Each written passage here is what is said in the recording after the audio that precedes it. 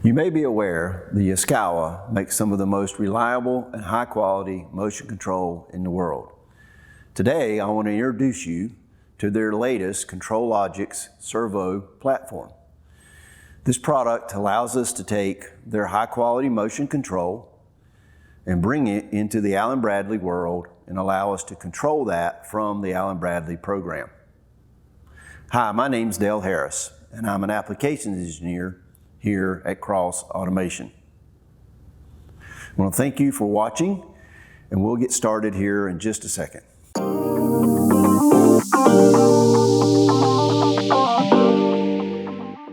For this series, we're going to be using the SigmaLogic7 compact controller that you see here. This is built upon the reliable Sigma 7 servo drive that has been out for a number of years. This drive allows us to do very precise tuningless control with a high inertia ratio of 30:1. It has a full range of servo products from 500 watts up to 15 kilowatts.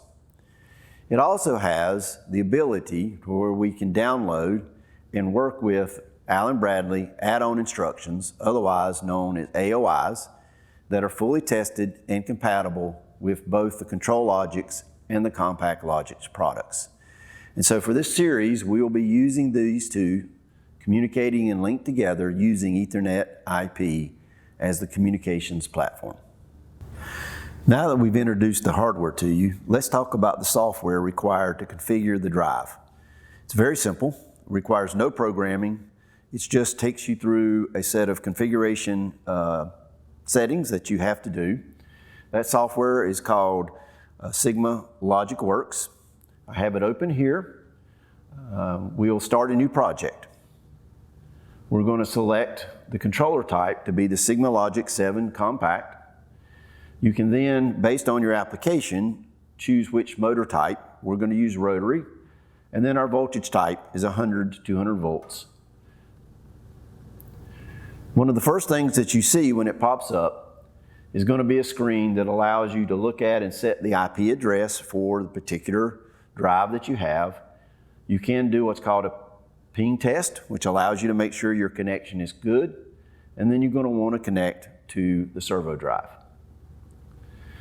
After you've connected to the servo drive, you will get some information here that tells you what version of LogicWorks you're using, the drive you're connected to, the firmware version and software version on that drive, as well as the MAC address. You'll notice across the screen here, we have at the top, we have several other menu options, one of those being to receive information or a file from the servo drive. Once we've configured and set the servo drive up, we can do the send, which will send that information to the drive. So let's go into the configuration at this time. So the first thing that comes up is the ability to set the Ethernet IP address. So the default for a servo drive is going to be 192.168.1.1. But we have the option here to be able to change that if you want for your particular application. And after you're doing so, you could update those settings. I'm going to leave it set here as 192.168.1.10 for this demonstration. From there, we can go in and we can set up our engineering units. This allows you to choose your transmission or gearbox ratio that you're using, and then to set up whatever your particular feed constant would be. This instance, we're going to choose our load type to be rotary, and then we're going to choose either what are revolutions or one of our other engineering units. And for this demonstration, I'll set up for degrees, and then I'm going to choose and select 360 degrees per revolution with a machine cycle of 1. The next thing we want to do is we want to set up our options. This allows us to set up several different options within the servo drive itself. These are parameters that we set, and through these menus it makes it very simple and easy and quick to do that. If we need to set up torque limits, we could do so. Here's where we would be setting up any hardware over travels that we might be using, as well as defining what is our position completion window. We have other things such as our power settings that we can select. We can choose things with the motor settings, whether or not we're going to be using an absolute encoder or not. Also, what is the motor direction? So this is allowing us to determine whether our forward direction is, and for this demo, I'm going to set the forward direction up for clockwise. If we're using a brake, we have a setting for that. Also, our tuning. I mentioned earlier that this is a tuningless system.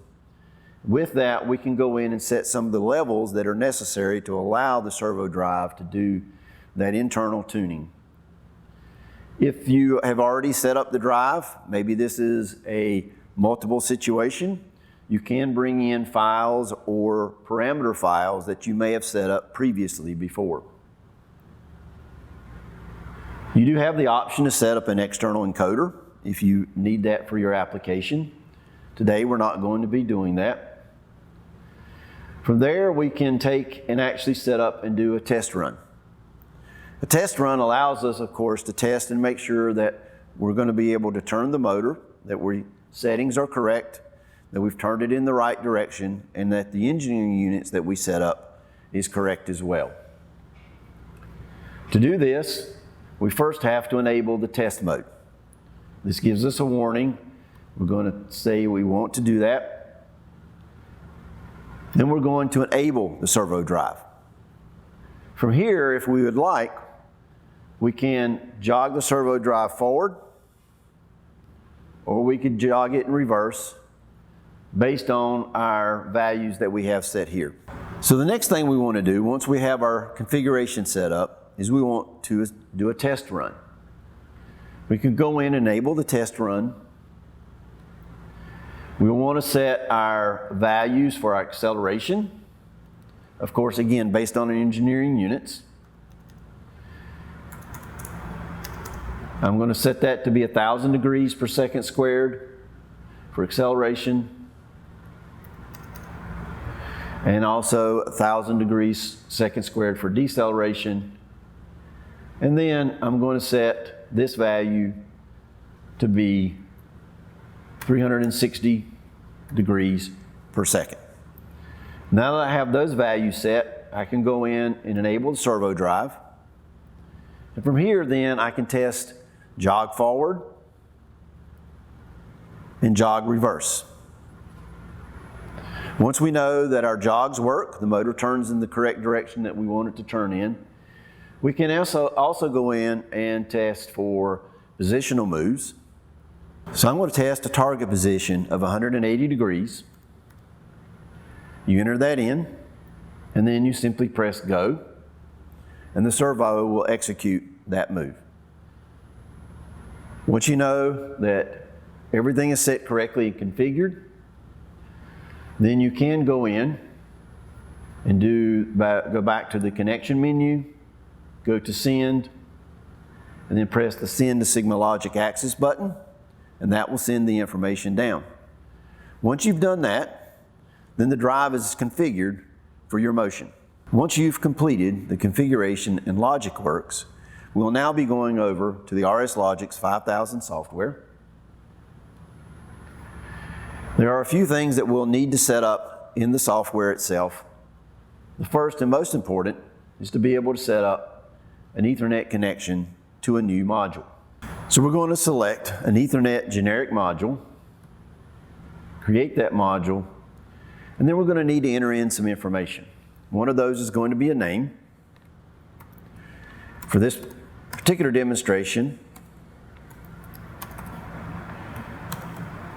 I'm going to call it SigmaLogic_1.